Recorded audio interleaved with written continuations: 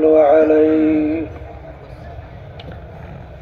ونعوذ بالله من شرور أنفسنا من يهده الله فلا مضل له ومن يضلله فلا هادي له ونشهد أن لا إله إلا الله وحده لا شريك له ونشهد أن محمدا عبده ورسوله أما بعد فأعوذ بالله من الشيطان الرجيم بسم الله الرحمن الرحيم إن الذين آمنوا وعملوا الصالحات كانت لهم جنات الفردوس نزلا صدق الله العلي العظيم সবাই দুরূদ শরীফ পড়ি আল্লাহুম্মা সাল্লি আলা সাইয়্যিদিনা ওয়া হাবিবিনা ওয়া মাওলানা মুহাম্মদ সাল্লাল্লাহু আলাইহি ওয়া আলা আলিহি ওয়া আসহাবিহি ওয়া বারাক ওয়া সাল্লাম اللهم صل على سيدنا ونبينا شفيعنا وحبيبنا ومولانا محمد صلى الله عليه وعلى آله وأصحابه وبارك وسلم اللهم صل على سيدنا ونبينا شفيعنا وحبيبنا ومولانا محمد صلى الله عليه وعلى آله وأصحابه وبارك وسلم শুকরিয়া আদায় করতেছি মহান রব্বুল আলামিনের দরবারে। রব্বুল আলামিন ফিতনা ফাসাদের যুগে দুনিয়ার সমস্ত কাজ থেকে বিরত রেখে এই ঠান্ডার মধ্যেও কষ্ট স্বীকার করে বেহেশতের বাগানের মধ্যে দ্বীনি মজলিস দ্বীনি আলোচনা করার শোনার আল্লাহ তৌফিক দান করছেন। শুকরিয়া তার সবাই বলে আলহামদুলিল্লাহ। অনেক লোকের কানে মাহফিলের দাওয়াত পৌঁছার পরেও অনেকের সুযোগ থাকার সত্ত্বেও আসে নাই। আবার তালাশ করলে দেখবেন বহু দূর থেকে কষ্ট স্বীকার করে আমার অনেক ভাইরা মাহফিলে পাগলের মতো সুইটে চলে আসছে। মান জাদ্দা ওয়াজাদা, যে যেই জিনিস পাওয়ার জন্য চেষ্টা করে ওই জিনিস সে পাইয়াও যায়। দাদাজান আব্বাজান চরমনের জমিনে ঘুমায় আস। আমার আব্বাজান বলতেন তিনি মাহফিলে প্রথম থেকে শেষ পর্যন্ত থাইকে বাড়ি বিদায় হয়ে চলে গেলে আমল নামার মধ্যে কম পক্ষে হলেও 50 লক্ষ নেকি এরকম জমা হতেই পারে না। নিয়াত যাদের সহি, আল্লাহকে রাজি খুশির উদ্দেশ্যেই যারা আসছি, রব্বুল আলামিন তাদের আমল নামার মধ্যে লক্ষ লক্ষ নেকিও দান করবে। এত নেকি পাওয়া যাবে জানার পরেও আশেপাশে রাস্তাঘাটে দোকানে বাজারে ঘরে অনেক আমার ভাইরা দুনিয়ার বিভিন্ন গল্পে লিপ্ত, কেউ টেলিভিশন সাইডার ড্যান্স গানে লিপ্ত, কেউ বিভিন্ন হারাম কাজে টাসের আড্ডায়, জুয়ার আড্ডায়, মদের আড্ডায়। সুযোগ থাকা সত্ত্বেও তারা মাহফিলে আসে নাই। না আসার কারণ হিসাবে আমার আব্বাজান রহমাতুল্লাহি আলাইহি বলতেন বুঝের অভাব। কিসের অভাব? ওমর ফারুক রাদিয়াল্লাহু তাআলা আনহু প্রথম বয়সে কাফেরদের অন্তর্ভুক্ত ছিল। কাফেরদের মিটিং হয়েছিল কে আল্লাহ রাসূল সাল্লাল্লাহু আলাইহি ওয়াসাল্লাম তার মাথা মোবারক কে কাইটা নিয়ে আসতে পারবে, নাউজুবিল্লাহ, বিনিময়ে তাকে 100 লাল উট পুরস্কার দেওয়া হবে। কেউ সাহস পায় না। ওমর ফারুক রাদিয়াল্লাহু তাআলা আনহু খাপ থেকে তরবারি বের করে দাঁড়ায় গেছিল, আমি পারবো। কাফেররা দেখলো যে ব্যক্তি দাঁড় হয়েছে পারবেও, তারা অপেক্ষা করতেছে আল্লাহ হাবিব সাল্লাল্লাহু আলাইহি ওয়াসাল্লামের মাথা মোবারক কাইটে নিয়ে আসবে। পথের মধ্যে কি ঘটনা হয়েছে আমরা অনেকেই জানি। অল্প সময়ের ব্যবধানে আল্লাহ রাব্বুল আলামিন তাকে এমন বুঝ দান করলেন, সে ওই তরবারি নিয়ে সর্বপ্রথম আল্লাহ রাসূল সাল্লাল্লাহু আলাইহি ওয়াসাল্লাম সহ সাহাবায়ে কেরামদেরকে নিয়ে রাজপথে নারায়ে তাকবীর আল্লাহু আকবার এই স্লোগান দিয়ে নেমে গেছিল। একটু আগে আল্লাহ হাবিবের মাথা মোবারক কাটার জন্য গেছিল, তখন বুঝ ছিল না। কি ছিল না? এরপরে যখন আল্লাহ রাব্বুল আলামিন দিনের বুঝ দান করছেন, তখন ইসলামের পক্ষের একজন বড় লিডার হয়ে গেছে। রাস্তায় বলছিল কাফেররা, আমি ওমর মুসলমান হয়ে গেছি। স্ত্রী যদি কেউ বিধবা করতে চাও পারলে আমি ওমরের সামনে আস। সন্তান যদি কেউ এতিম করতে চাও পারলে আমি ওমরের সামনে আস। আমি ওমর মুসলমান হয়ে গেছি। বুঝ এমন জিনিস, কথা ঠিক কিনা? তাহলে মাহফিল কিসের জন্য বলছিলাম? বুঝের জন্য। এখন কথা হলো, যারা মানুষ তারা কিন্তু বুঝবে, সে অনুযায়ী তাদের দুনিয়ার নিজের জিন্দেগিটা চালাবে।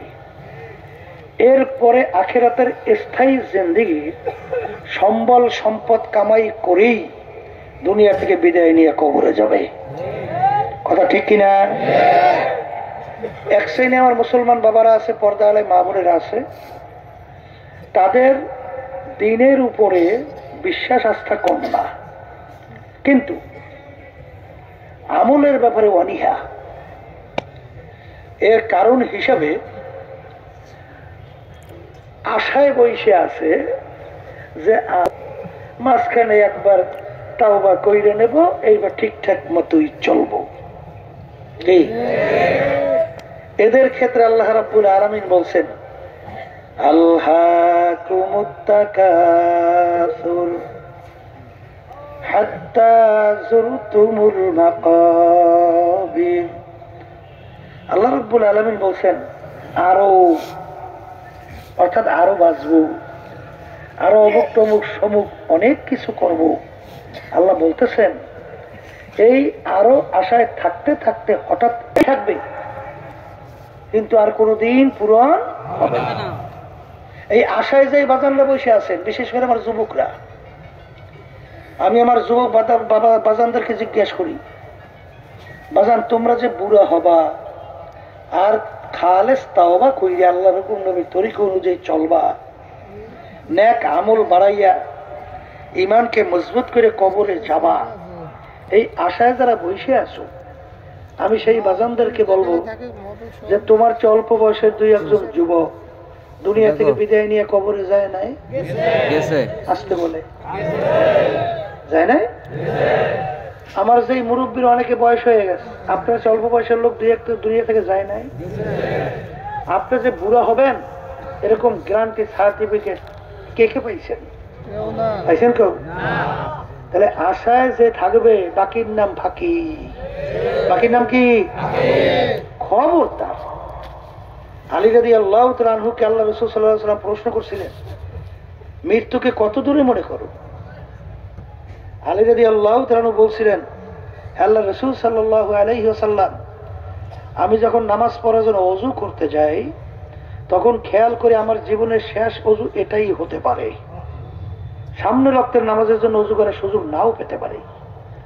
আল্লাহ রাসূল সাল্লাল্লাহু আলাইহি ওয়াসাল্লাম বলছিলেন, আলী তুমি ভুল করছো, এক নামাজ থেকে অন্য নামাজ আসতে মাঝখানে অনেক সময়ের ব্যবধান, মৃত্যু তো এত দূরে না, মৃত্যু তো এত দূরে না। তুমি যখন নামাজের ভিতরে ডানে সালাম ফিরাও, বামে সালাম ফিরাতে পারি কিনা এই খেয়াল করো। এরকম ঘটনা দুই একটা আল্লাহ তো দেখায়ও, কি দেখা কি দেখায় না? ওই যে পটুয়াখালী জেলা গলাচিপা থানা সর্বনে একজন মুজাহিদ ছিল, ফজরের নামাজের জন্য মসজিদের মধ্যে গেছে, ইমাম সাহেব মসজিদে আসে নাই, তাকে লোকজন ইমামতির জন্য সামনে দিস। ফজরের 2 রাকাত ফরজ নামাজ পড়াবার পরে ডানে সালাম ফিরাইয়া বাম দিকে আর সালাম ফিরাতে পারে নাই। এরপর দেখা গেল দুনিয়া থেকে বিদায় হয়ে চলে গেছে, নিঃশ্বাসের বিশ্বাস নাই, সেকেন্ডের কোনো ভরসা নাই। তাহলে বুঝা গেল আশায় থাকা যাবে না। বলেন, আশায় থাকা যাবে না। আমার বাজানদেরকে হলো পর্দা আলে মা বোনরা যারা শুনছেন, শোনেন, দুনিয়াটা ক্ষণস্থায়ী এবং দুনিয়ার ভিতরে যত সম্পদ বা যা কিছু দেখেন, আল্লাহ এবং আল্লাহ রসুলের কাছে এর অবস্থানটা কি? আল্লাহ রসুল বলছেন, আর দুনিয়া জিফাতুন ওয়া তালিবুহা কিলাব। দুনিয়াটা হলো একটা মুর্দা বা মরগের মতো, মরগ, মরা। মরার মূল্য আছে কি? কোন মূল্য আছে? পানির ভিতর থেকে মরগ ভাইসা যায়, ওর পিছনে কোনো মানুষের দল দৌড়ায়? কুকুরের দল দৌড়ায়। কখন মরগ নদীর কিনারে আসবে আর সেইরা ভাইরা খাবে। কথা ঠিক কিনা? আল্লাহ আল্লাহ রসুলের কাছে দুনিয়ার অবস্থানটা কেমন? মোমেন বন্দা বান্দীদেরকে আল্লাহ রাব্বুল আলামিন সান্ত্বনা দেওয়ার জন্য বলছেন, লা ইয়াগুররান্নাকা তাকাল্লুবুল লাযীনা কাফারু ফিল বিলাদ মাতাউন কালিলুন সুম্মা মাওয়াহুম জাহান্নামু ওয়া বিসাল মিহাদ। হে আমার মোমেন বান্দা বান্দীরা, দুনিয়াদারদের চাকচিক্য, ক্ষমতা, সম্মান, তাদের সম্পদ, এইটা দেখে যেন তোমরা ধোকায় না পড়ো। বলেন, কিতে না পড়ো? আবার বলেন, কে বলছে? আমি না, আল্লাহ। আল্লাহ বলছে, খবরদার তোমরা ধোকায় পড়ো না।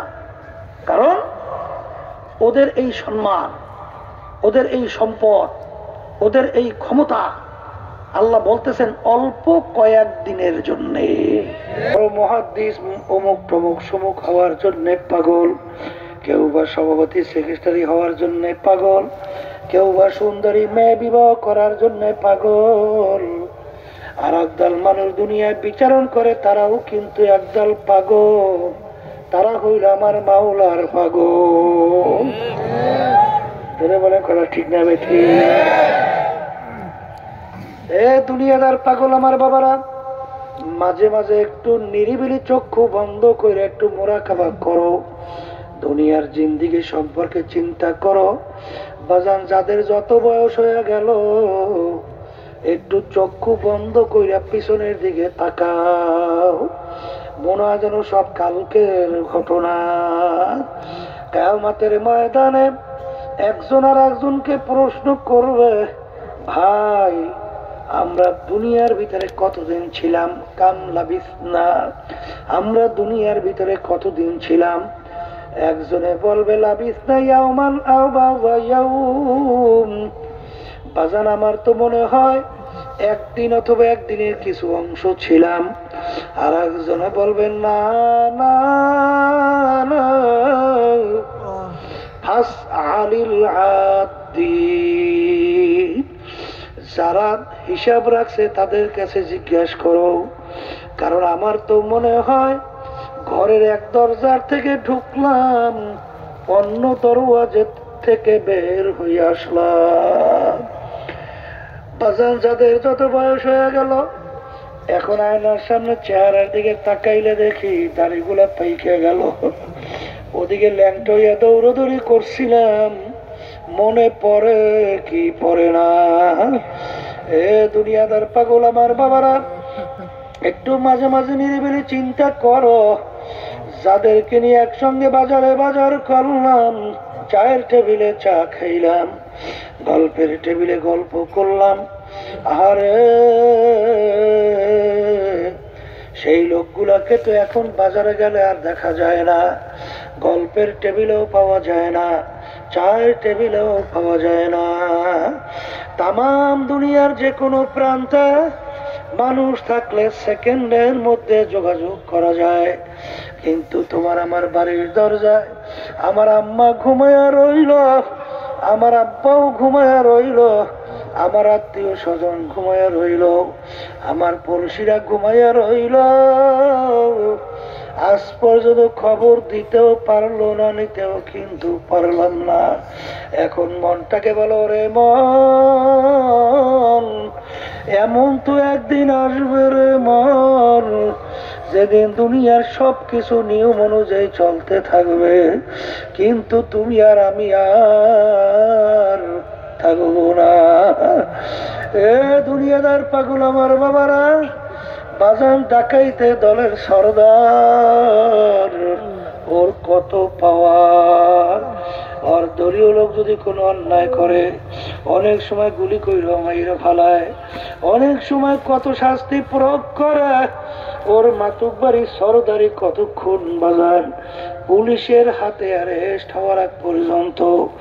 যখন পুলিশের হাতে অ্যারেস্ট হইয়া যায়, বুট দিয়ে যখন ওকে লাইটায় ওকে পাড়ায়, যখন হাড্ডি গুন্ডি ভেঙে ফেলায়, কোথায় যাবে ওর সারগিরি, কোথায় যাবে ওর সরদারগিরি, কোথায় যাবে ওর মাতুব্বারগিরি, সব নিমিশে শেষ হইয়া যায়।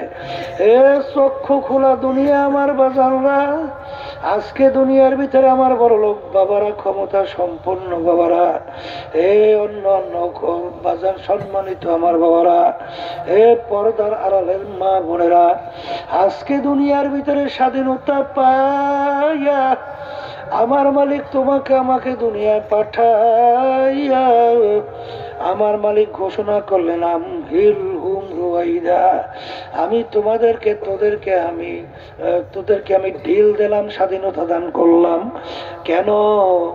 লিয়াবলুয়াকুম আইয়ুকুম আহসানু আমালা, পরীক্ষা নেয়ার জন্য, পরীক্ষা করার জন্য। ছাত্রছাত্রী 3 ঘন্টা পরীক্ষার হলে পরীক্ষা দেয়, 3 ঘন্টার মধ্যে সে যা মনে করে তা লাগবে, তাকে বাধা দেওয়ার কোনো আইন কিন্তু নাই। যদি তাকে বাধা দেওয়া হয়, পরীক্ষার হল কিন্তু আর থাকবে না। স্বাধীনতা দেওয়া হইল 3 ঘন্টার জন্য, যা মনে করে তুমি তা লাগবা, বাধা দেওয়ার কোনো আইন নাই। আমার মালিক তোমাকে আমাকে দুনিয়ায় পাঠাইয়া আমার মালিক ঘোষণা করলে তোকে আমি স্বাধীনতা দান করলাম। কেন? পরীক্ষা নেওয়ার জন্য। দুনিয়াটা হলো একটা পরীক্ষার হল, এই পরীক্ষার হলের মধ্যে আমার মালিক স্বাধীনতা দান কইরা পরীক্ষা করবে। লিয়াবলুয়াকুম আইয়ুকুম আহসানু আমালা, কে আমার হুকুম অনুযায়ী ভালো কাজ করছো, কে আমার হুকুমের বিরুদ্ধে আচরণ করছো। এই পরীক্ষার জন্যই তোকে আমি স্বাধীনতা দুনিয়ার ভিতরে দান করলাম। কিন্তু মনে রাখিস, কুল্লু নাফসিন যায়িকাতুল মউত, তোদের প্রত্যেকের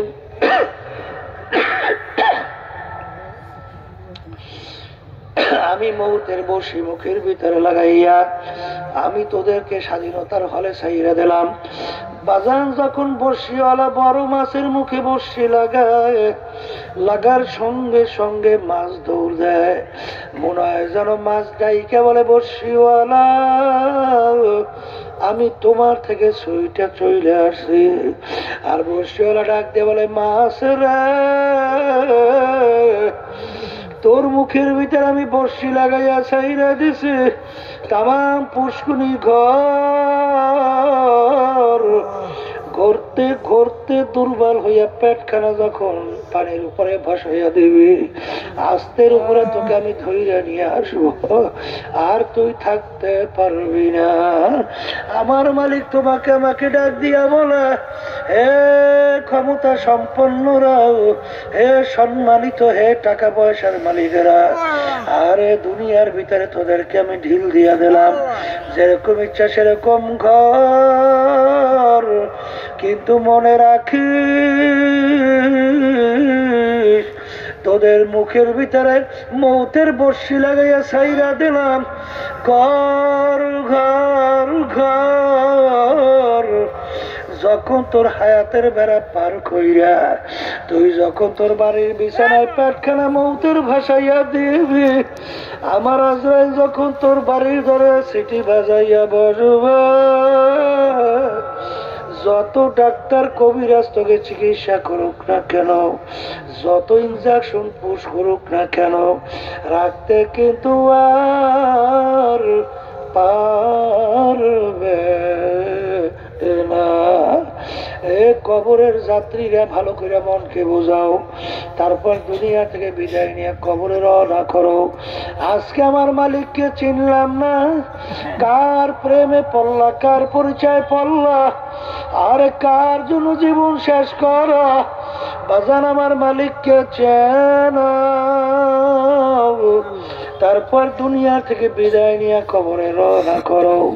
কারণ তামাম দুনিয়ার ভিতরে তালাশ করে দেখবা, দুনিয়ার যে কোনো কাজের মধ্যে যদি কেউ 5 বার উঠো, আবার ওই কাজের ভিতরে চেষ্টা করলে জিতবার আশা করা যায়। ম্যাজিস্ট্রেট কোর্টে কেস করলে ঠকলে জজ কোর্ট, জজ কোর্টে ঠকলে হাইকোর্ট, সেখানে ঠকলে সুপ্রিম কোর্ট সিঙ্গেল বেঞ্চ, সেখানে ঠকলে সুপ্রিম কোর্ট ফুল বেঞ্চ, সেখানে ঠকলে প্রেসিডেন্ট কোর্ট, বাজান সেখানে ঠকলে আন্তর্জাতিক কোর্ট। কিন্তু এই কবরের যাত্রীরা তোমার আমার সামনে আখিরাতের 5টা মামলা দাঁড় হইয়া আছে। মৌতের মামলা, কবরের মামলা, হাসরের কিয়ামতের ময়দানের মামলা, মিজান পুলসিরাতের মামলা। এই মামলা যদি খোদা না কাছতে একবার কেউ ঠইগা বসাও, আর দ্বিতীয়বার দুনিয়াতে আইসা আপিল কইরা জিতবার কিন্তু আর আশা নাই। এ দুনিয়াদার পাগল আমার বাবারা, এ পর্দার আড়ালের মা বোনেরা, হাকিমুল উম্মাত আশরাফ আলী থানভী রহমাতুল্লাহি আলাইহি একদিন বয়ানের ভিতরে বলতে বলতে বইলা ফেললো, এরা দুনিয়ার মানুষ, আমি আশরাফ আলী মনে একটা কুকুরের চেয়েও খারাপ হয়ে গেল। হুজুর আপনি কুকুরের চেয়ে খারাপ কিভাবে হলেন? বলে আমরা অনেকে বাড়িতে কুকুর পালি, কুকুরকে আমরা কোনো ভালো জিনিসের ভাগ দেই না। বসো, কুকুরকে আমরা কোনো ভালো জিনিসের ভাগ, বস, কোনো ভালো জিনিসের ভাগ দেই না। আরে আমরা হাড্ডি কাটা বাহিরে ফেলাই, কুকুর খাইয়া তার জীবনকে বাঁচায়। কিন্তু রাত্রে যখন মালিক ঘুমায়, কুকুর কিন্তু ঘুমায় না। কুকুর সারা রাত্র মালিকের বাড়ি পাহারা দিতে থাকে, মালিকের যেন কোনো ক্ষতি না হয়। দেখবেন ভোরবেলায় তাকাইয়া কুকুরের চক্ষু লাল হইয়া যায়। ওই সময় যদি মালিক কুকুরকে মারে, উচিত ছিল কুকুর মালিককে কামড় দেওয়া। ওরে নেমো খারাপ, আমি তোর কোনো ভালো জিনিসের ভাগ নেই নাই, তুই গোস্ত গায়ে হাড্ডি বাহিরে ফালাইলি, মাছ খাইয়া কাটা বাহিরে ফালাইলি, ওইগুলা খাই আমার জীবনকে বাঁচাইলাম। তুই সারা রাত তোর একটাই না ঘুমাও, আমি কুকুর কিন্তু ঘুমাই না। সারা রাত্র তোর বাড়ি আমি পাহারা দিলাম, কেন? তোর যেন কোনো ক্ষতি না হয়। এরপরে তুই আমাকে মারা, তোকে আমি কামড়াইয়া রাখবো না। কিন্তু কুকুর দেখবা চোখটা একটু বুঝু বুঝু, আল্লাহু আকবার কইরা, মাথাটা একটু কাইত কইরা, কান দুইটা নিচের দিকে নামাইয়া, ল্যাসটা পেটের নিচে ঢুকাইয়া, করুণ সুরে ঘেউ ঘেউ কইরা ডাকা, মনে হয় যেন কুকুর বলে আমার মালিক, তুমি আমাকে মাইরো না, তুমি আমাকে মাফ কইরা দাও। হাকিমের উজমাম আশরাফ আলী থানভী রহমাতুল্লাহি আলাইহি বলেন, ওরে মানুষ, কুকুরটাও মালিক চিনল, আর তুমি আর আমি মানুষ হইয়া আমার মালিককে চিনলাম না।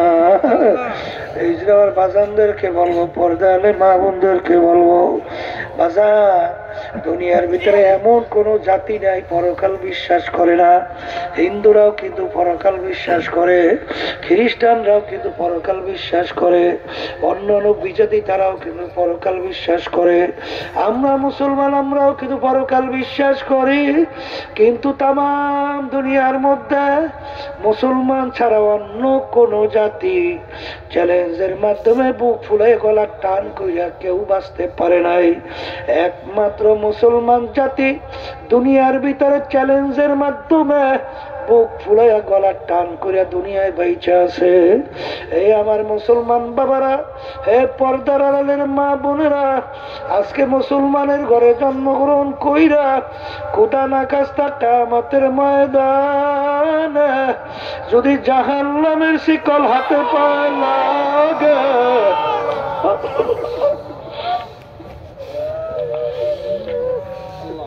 এর যে কপাল পোড়ার সারে জাহানে হইতে পারে না। বাজান এই জন্য আমার আব্বাজান রহমাতুল্লাহ আলাইহির মুখে শুনতাম, আমার আব্বাজান প্রায় বলতে, যেই মামলার তদবির নাই তার কিন্তু খালাস নাই, যেই মামলার তদবির নাই তার কিন্তু খালাস নাই। দুনিয়ার যে কোনো কাজের ভিতরে তুমি যদি শ্রম না দাও, ওই কাজে ভালো ফলাফলের আশা করা যায় না। আরে দুনিয়ার যে কোনো কাজের ভিতরে তুমি যদি চেষ্টা না করো, ওই কাজের কিন্তু ভালো ফলাফলের আশা করা যায় না। আর দুনিয়া মাজরাতুল আখিরা, এই দুনিয়াটা হলো আখিরাতের ফসল সম্পদ কামাই করার জায়গা। এ কবরের যাত্রীরা, সাহাবায়ে কেরামদের ইতিহাস পড়িয়া দেখো, আল্লাহর ওলিদের ইতিহাস পড়িয়া দেখেন, আল্লাহর খাস বান্দাদের বান্দীদের ইতিহাস পড়িয়া দেখেন, সাহাবায়ে কেরামদের ইতিহাস পড়লে দেখবেন ওমর ফারুক রাদিয়াল্লাহু তাআলা আনহু অর্ধেক দুনিয়ার রাজত্ব করছিলেন। বাজান বাংলাদেশের মতো প্রায় 200 দেশের রাজা। বাজান ওমর ফারুক রাদিয়াল্লাহু তাআলা আনহু আমার মাওলার ভয়, আমার মাওলার জাহান্নামের ভয়, আমার মাওলার আযাব গজবের ভয়, কাঁদতে কাঁদতে গালের ভিতরে 2টা দাগ পইড়া গেছিল। লোকেরা বলে, হযরত ঔষধ লাগান, দাগ ভালো হবে। তিনি বলে, আমার সাথীরা কিয়ামতের ময়দানে মালিকের সামনে দাঁড় হব, মালিক যদি প্রশ্ন করে কি জবাব দেব? বলবো, মালিক তোমার ভয়, তোমার আযাব গজবের ভয়, তোমার জাহান্নামের ভয়। কাঁদতে কাঁদতে গালে 2টা দাগ পরাইয়া নিয়ে আসে। বাজার এই ওমর ফারুক রাদিয়াল্লাহু তাআলা আনহু অনেক সময় রাস্তা দিয়ে হাঁটতো, রাস্তার ভিতরে ফেজা কুটে নাড়া পাইয়া হাতের ভিতরে উঠাইয়া তাকাইয়া তাকাইয়া 2 চোখের পানি ছাইরা কাঁদে আর বলে, এ আমার দয়ার মালিক আল্লাহ, তুমি আমাকে মানুষ বানাইছো, আর এই ফেজা কুটা নাড়া, আর আমি যদি তোর মতো হইতাম তাইলে তো আমি মাটির সঙ্গে মেইরা বিলীন হইয়া যাইতাম, কিন্তু আমি মানুষ, আমার মালিকের সামনে দাঁড়াইয়া জবাব দেওয়া লাগবে, ও ফেজা কুটা নাড়া, তুই আমার চেয়ে অনেক ভালো। এই ওমর ফারুক রাদিয়াল্লাহু তাআলা ইতিহাস পড়লে দেখবেন অনেক সময় আফসোস করতে আর বলতো, মালিক তুমি যদি আমাকে মানুষ না বানাইয়া আমাকে যদি একটা ছাগলের বাচ্চা বানাইতা, তোমার বান্দা বান্দে আমাকে জবাই কইরা পাক কইরা খাইয়া ইবাদত করত, আমি কাজে লাইগা যাইতাম, কিন্তু আমি ওমর মানুষ, আমার মালিক আমি কি, আমার উপায় হবে? বাজার আল্লাহ অর্ধেক দুনিয়ার রাজত্ব করছিলেন। ওসমান গনি রাদিয়াল্লাহু তাআলা আনহু বাংলাদেশের মতো পারে 350 দেশের রাজত্ব করছিলেন। তার ইতিহাস পড়লে দেখবেন অনেক সময় কবর দেখলে এমন ভাবে অজরে কান্না শুরু করতেন, কানতে কানতে দাঁড়ানো অবস্থায় ঠাস কইরা পইরা যাইত। লোকেরা বলে, হুজুর কবর দেখলে এরকম আপনি কেন অস্থির হইয়া যান? তিনি বলেন, আমার সাথীরা, আখিরাতের যেই কয়টা ঘাটি, তার প্রথম নম্বর ঘাটি হইল কবর। এই কবর যার সঙ্গে ভালো ব্যবহার হবে, সামনের ঘাটিতেও ভালো ব্যবহারের আশা করা যায়। এই জন্য আমি কবর দেখলে সহ্য করতে পারি না। আরে ইব্রাহিম বিন আদহাম রাহমাতুল্লাহি আলাইহি তিনি বলছিলেন, 10টা কারণে আমাদের দোয়া কবুল হয় না। এর ভিতরে একটা কারণ হলো আমরা মাইয়িতকে গোসল করাই, কাপড় পরাই, জানাজা নামাজ পড়াই, খাটের ভিতরে উঠাইয়া কবরের ভিতরে রাইখে আসি, কিন্তু ওর থেকে আমরা কোনো ওসিয়াত নসিহত উপদেশ গ্রহণ করি না। আরে এরকম তো আমাকেও একদিন খাটের ভিতরে উঠাইয়া, আমাকে এরকম মাটির গর্ভে রাইখা আমাকেও মাটি চাপা দেবা, তখন আমার কি উপায় হবে? এর থেকে আমরা কোন উপদেশ গ্রহণ করি না, এই জন্য আমাদের দোয়াও কবুল হয় না। এ দুনিয়াদার পাগল, আল্লাহর ওলিদের ইতিহাস পড়লে দেখবা, বরফির আব্দুল কাদের জিলানী রাহমাতুল্লাহি আলাইহি একদিন মাওলার ঘরের সঙ্গে মাথার টাকা, আর মালিকের দিকে ফিরে ফিরে কান্দে আর বলে, এ আমার মালিক, তুমি যদি আমাকে মাপ নাই করো, আমাকে অন্ধ কইরা কিয়ামতের ময়দানে উঠাইও, কারণ জাহান্নামের শিকল যদি আমার হাতে পায়ে লাগে, এক তো লজ্জা, মানুষ বলবে দেখ যাকে বড় বিশ্বাস বলছে, তার জাহান্নামের শিকল হাতে পায়ে লাগে গেল, এক তো লজ্জা, অন্যদিকে আযাব। মালিক আমি কেমনে সহ্য করব, যদি মাপ নাই করো, বন্ধ কইরা উঠাইও। বাজা আল্লাহর ওলিদের ইতিহাস পড়লে দেখবা, আল্লাহু আল্লাহ। আমার দাদা জান রাহমাতুল্লাহ আলাইহি ইন্তেকালের আগে আগে চোখের উপরে বসে পাশেই কবরস্থান, তাকাইয়া তাকাইয়া পোলাপানের মতো করে চিল্লাইয়া কান্দে, দুই চক্ষু দিয়া বাইয়া বাইয়া টপ টপ করে পানি পড়ে, আর করুণ সুরে মাওলার দিকে ফিরে ফিরে ডাক দিয়া বলে, ওরে আমার মাওলারা, তুমি যদি মাপ নাই করো, আমি একা কেমনে থাকবো ওই অন্ধকার কবর? যাদের জীবনটা মাওলার রাস্তায় কাটাইয়া দিল, তবুও মন মানে না, কিভাবে অন্ধকার কবরে একা থাকবে? এই আল্লাহর বান্দারা, পর্দালে মা বোনেরা, মুসলমান বলতেই কিন্তু মন চায় ইমানকে মজবুত করবে, নেক আমল করবে, বেহেশতে যাবে। কারণ বেহেশতে যাওয়ার জন্য আমার মালিক 2টা শর্ত লাগাইছেন, যে ইমান আনো, আমলে নেক আমল করো, তারপর আমার দরবারে হাজিরা দাও, বেহেশতে যাও। কিন্তু বাজান মুসলমান বলতেই মন চায় ইমানকে মজবুত করবে, নেক আমল করবে, দুনিয়া থেকে বিদায় নিয়ে কবরে যাবে, কিন্তু তোমার আমার পিছনে শত্রু শয়তান, একটা শত্রু মানুষ, শয়তান একটা শত্রু, নফস আম্মারা একটা শত্রু। বাজান তুমি আর আমি চেষ্টার পরেও অনেকাংশে তুমি আর আমি নেকের কাজ করতে পারি না, গুনার কাজ ছাড়তে পারি না, আল্লাহর হুকুম নবীর তরিকা অনুযায়ী চলতে পারি না। বাজার কারণ কি শত্রু তোমাকে আমাকে বাধা দেয়? আল্লাহ রাব্বুল আলামিন কুরআনুল কারীমের ভিতরে বলছেন, শয়তান দুনিয়া এবং দুনিয়ার ভিতরে এই সমস্ত আনন্দময় চাকচিক্যময় কইরা তোমাদের কাছে উপস্থাপন করে, এমন ভাবে উপস্থাপন করে ওদিকে তোমাদের মন দিল ঝুইকা যায়। এই জন্য আমার বাজানদেরকে বলবো, আমার মালিক বলছেন ইন্না শাইতানা লাকুম আদুউন ফাত্তাখিযুহু আদুওয়া, শয়তান তোমাদের জাহির বাহির প্রকাশ্যে শত্রু, ওকে শত্রু হিসাবে তোমরা গ্রহণ করো, বন্ধু হিসাবে কেউ গ্রহণ কইরো না। এই শয়তান থেকে বাঁচার জন্য এই যে বাজান তরিকা শুনেন, পীর মুরিদি শুনেন, আমাদের এই তরিকার নাম হলো চিশতিয়া সাবিরিয়া তরিকা।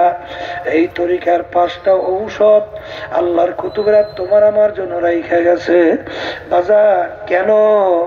ঈমানকে মজবুত করার জন্য, নেক আমল কইরা যেন কবরে যাইতে পারি। এই জন্য যারাই আল্লাহর ফজল ও করমে আল্লাহর কুতুবদের পরামর্শ অনুযায়ী নিজের জীবনকে চালাইছে, দেখা গেছে দিনার দিন তাদের দিল নেকের দিকে ঝুঁকতেছে, আল্লাহর ফজল করমে ঈমান মজবুত হইতেছে, গুনার থেকে আল্লাহর ফজলে ফিরতে পারতেছে। আগে চোখে পানি ছিল না, এখন গুনার পিছনের কথা মনে পড়লে, মাওলার আযাব গজবের কথা মনে পড়লে, আমার মালিকের জাহান্নামের কথা মনে পড়লে, তখন তাদের দিলটা এমন ভাবে কম্পন শুরু হইয়া যায়, তাদের চোখে জোর কইরাও আটকাইয়াও পানি রাখতে পারে না। কারণ আমার মালিক বলছেন তাকশাইরু মিনহু জুলুদুল্লাযীনা ইয়াখশাউনা রাব্বাহুম সুম্মা তালিনু জুলুদুহুম ওয়া কুলুবুহুম ইলা যিকরিল্লাহ। আমার মালিক বলেন আমার এক শ্রেণীর বান্দা-বান্দী এরকম দুনিয়ার মধ্যে আছে, যখন তাদের সামনে আমার আযাব গজবের আলোচনা করা হয়, যখন আমার জাহান্নামের ভয়াবহ আগুনের কথা আলোচনা করা হয়, যখন জাহান্নামের ভয়াবহ আলোচনা করা হয়, তখন তাদের দিলটা থরথর করে কাঁইপা ওঠে, তাদের চামড়া থরথর করে কাঁইপা ওঠে। ওই বান্দা বান্দি যখন এই তরিকার আল্লাহর ফজল করমে ঔষধ পালন করে, তখন তাদের ভিতরে আল্লাহর ভয় জমতে থাকে, তখন তাদের পিছনের গুনার কথা যখন মনে পড়ে, তখন আর সুস্থ থাকতে পারে না, তখন অস্থির হইয়া যায়, আর করুণ সুরে দিলটাকে ভাইয়া আমার মালিকের দরবারে ডাক দেয়, এ আমার দয়ার মালিক, নাফরমান তোমার দরবারে হাজির। মালিক তুমি যদি মাফ না করো আমার কোনো উপায় নাই, কবরে উপায় নাই, কিয়ামতের ময়দানে উপায় নাই, মিজান পৌঁছাতে উপায় নাই। মালিক দয়া মায়া করে তুমি আমাকে মাফ কইরা দাও। বান্দাবান্দি যখন দিলটাকে ভাইয়া দুই চোখের পানি ছাইরা খালেস তওবা কইরা মালিকের কাছে মাফ চাবে, আমার মালিক বলেন তুই ডাক দিতে দেরি, তোকে আমি মাফ করতে মোটেও দেরি করবো না, বরঞ্চ তোর পিছনের সমস্ত গুনাহকে আমি নেকের দ্বারা পরিবর্তন কইরা দেব। এই জন্য আমার বাজানদেরকে বলবো, বাজান এই তরিকার 1ম নম্বর ঔষধ সকাল সন্ধ্যা আল্লাহর জিকির করা। আমি আমার বাজানদেরকে চ্যালেঞ্জ কইরা বললাম, যাদের ভিতরে আল্লাহর জিকির নাই তাদের ইমানের ভিতরে ভেজাল দেখা যায়, যাদের ভিতরে আল্লাহর জিকির নাই ওদের চোখেও কিন্তু পানি দেখা যায় না, যাদের ভিতরে আল্লাহর জিকির নাই ওরা গুনার থেকে ফিরতেও পারে না, চেষ্টা করে কিন্তু পারে না। কারণ শয়তান তো কলবের ভিতরে মজবুত হইয়া বইসা ওই বান্দা বান্দিকে ওয়াসওয়াসা দিয়া গুনার ভিতরে লিপ্ত করায়। আল্লাহ রাসূল সাল্লাল্লাহু আলাইহি ওয়াসাল্লাম বলছেন, যেই আল্লাহর বান্দা বান্দি আমার উম্মতেরা যারা আমার মাওলার জিকির করবে, ওই জাকিরিনের কলবের ভিতরে শয়তান থাকতে পারে না। তাহলে আল্লাহর জিকিরের মধ্যে শয়তান দিল থেকে ভাইগা যায়। এই জন্য আমার বাজানদেরকে বলবো, ভালো লাগুক বা না লাগুক, কারণ তুমি যখন বৈশা লা ইলাহা ইল্লাল্লাহ।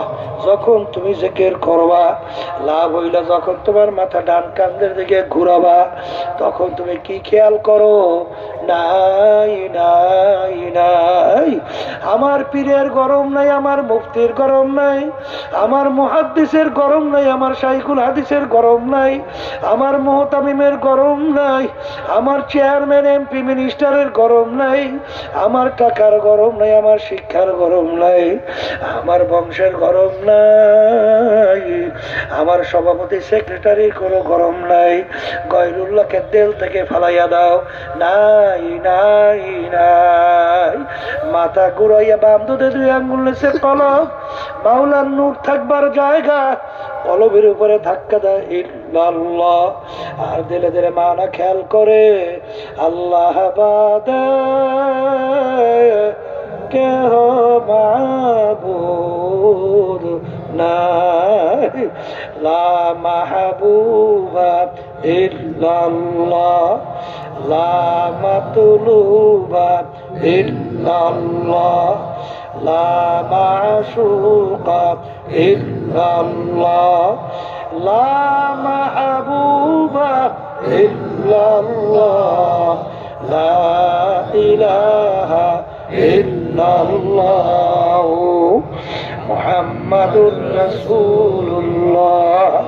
এরকম গায়রুল্লাহকে কলব থেকে ফালাইতে ফালাইতে এক পর্যায়ে দেখবা তোমার দিলটা গায়রুল্লাহ থেকে খালি হয়ে গেছে। তখন ওই আল্লাহর বান্দা ডাক দিয়া বলে, এ হার তামান্না তেসে রখসাত হো গই, अब तो आजा अब तो খেলওয়াত আ গই। এ আমার দয়ার মালিক, এখন তুমি একটু আমার কলমের দিকে তাকাইয়া দেখো, আমার কলম সব জিনিসের যে খালি কইরা ফেলছে। এখন তুমি দয়া মায়া কইরা তুমি একটু আমার কলমের মধ্যে আসো। বাজার মাওলার জিকির করলে ঈমান মজবুত হয়। কারণ কি, লা ইলাহা ইল্লাল্লাহ পড়তে পড়তে পড়তে পড়তে এক সময় দেখবা সমস্ত ক্ষমতার মালিক আল্লাহ, আইন দেওয়ার মালিক আল্লাহ, রিজিক দেওয়ার মালিক আল্লাহ, জোরে বলেন বাঁচাই না মারুই না মালিক আল্লাহ, রোগ দেওয়ার মালিক আল্লাহ, ভালো করার মালিক আল্লাহ। এক পর্যায়ে দেখবা কিছুই আমার মালিক ছাড়া সেই বান্দা বান্দি বুঝবে না, তখনই ঈমান নির্ভেজাল হয়ে যাবে। আর আল্লাহ রাসূল বংশ অমুক বংশের কিনা, এই প্রশ্ন কিন্তু কবরের মধ্যে নাই। আমার আব্বা জান বলতেন, বাজান যারা চরমনাইতে আসো 1 সবক 2 সবক 3 সবক নেওয়ার পরেও যদি তোমাদের পরিবর্তন না আসে, অর্থাৎ গুনার কাম এখনো ছাড়তে পারো না, নেক কাজ করতে পারো না, চোখে এখনো পানি আসে না, চরমনায় আসে কোনো লাভ নাই। কারণ আমি ডাক্তারের দ্বারা তোমাদের কোনো উপকার হবে না। আর একজন খাস আল্লাহর বান্দার কাছে যাও, কারণ বাজার তোমার কবরে তুমি যাবা, আমার কবরে আমি যাব। তোমার কবরের প্রশ্নের উত্তর তুমি দেবা, আমার কবরের প্রশ্নের উত্তর আমি দেব। কবরে কিন্তু কোনো টাকার গরম নাই, ক্ষমতার গরম নাই, বংশের গরম নাই, কোনোই কিন্তু গরম নাই। এই জন্য আমার ভাইদেরকে বলবো, পর্দালে মা বোনদেরকে বলবো, মুসলমান বলতেই কিন্তু মন চায় ইমানকে মজবুত কইরা, নেক আমল কইরা, গুনার থেকে ফিরা দুনিয়ার থেকে বিদায় নিয়ে কবরে যাবে। কিন্তু বাজার আল্লাহর হুকুম তো মানো না, কেমনে ফেরবা? আমার মালিক বলেন, কোন মা সাদিকিন, তোমরা সাদিকিন বান্দাদের সঙ্গী হইয়া যাও। আর সাদিকিন বান্দাদের সঙ্গী না হইয়া একা একা চইলা, যার মুরব্বী নাই তার মুরব্বী হয় শয়তান। এই জন্য আমার বাজানদেরকে বলবো, পর্দালে মা বোনদেরকে বলবো, আল্লাহর ওলিরা বলছেন, কে কয়দিন জাহান্নামের আগুন ভোগ করতে পারবা, ওই পরিমাণ গুনাহ কইরা তারপর যাইও। কিন্তু বাজার জাহান্নামের আগুন এমন তেজের হবে, শরীরের যে কোনো জায়গায় লাগার সঙ্গে সঙ্গে ওই আগুন যে কলিজা পর্যন্ত পয়সা যাবে। আমি বলছি না, আল্লাহ বলছে, নারুল্লাহিল মুকাদাতুল্লাতী তাত্তালিউ আলাল আফইদা। জাহান্নামের আগুন কলিজা পর্যন্ত পৌঁছে যাবে। ওই এক সেকেন্ড আযাব সহ্য করার শক্তি দুনিয়ার কোনো মানুষের নাই। এই জন্য আমার বাজানদেরকে বলবো, দুনিয়ার আগুনে 1 মিনিট আঙ্গুল রাখার শক্তি কারো নাই, কিন্তু আল্লাহ রাসূল বলে দুনিয়ার আগুনের চেয়ে 70 গুণ তেজের আগুন জাহান্নামের আগুন। ওই আগুনে কেমনে জ্বলবা চিন্তা কইরা তারপর মাওলার কবরে রওনা করো। আমি আমার বাজানদেরকে বলো, পর্দালে মা বোনদেরকে বলবো, বাজান ঈমানকে মজবুত করা লাগবে, নেক আমল করা লাগবে, গুনার থেকে ফেরা লাগবে। এই জন্য বাজান এই তরিকা চরমনায় যদি ভালো না লাগে, যে কোনো এক সহি তরিকার সাথে জড়াও, খবরদার। কারণ আল্লাহ রাসূল বলছেন আমার উম্মতের দল হবে কিন্তু 73টা। 73 দলের ভিতরে 72 দল ধ্বংসপ্রাপ্ত, জাহান্নামে চলে যাবে। 73 জন লোকের ভিতরে 72 জন লোক জাহান্নামী হবে, একটা লোক শুধু বেহেশতি হবে। সাহাবায়ে কেরাম বলছেন আল্লাহ রাসূল কোন দল?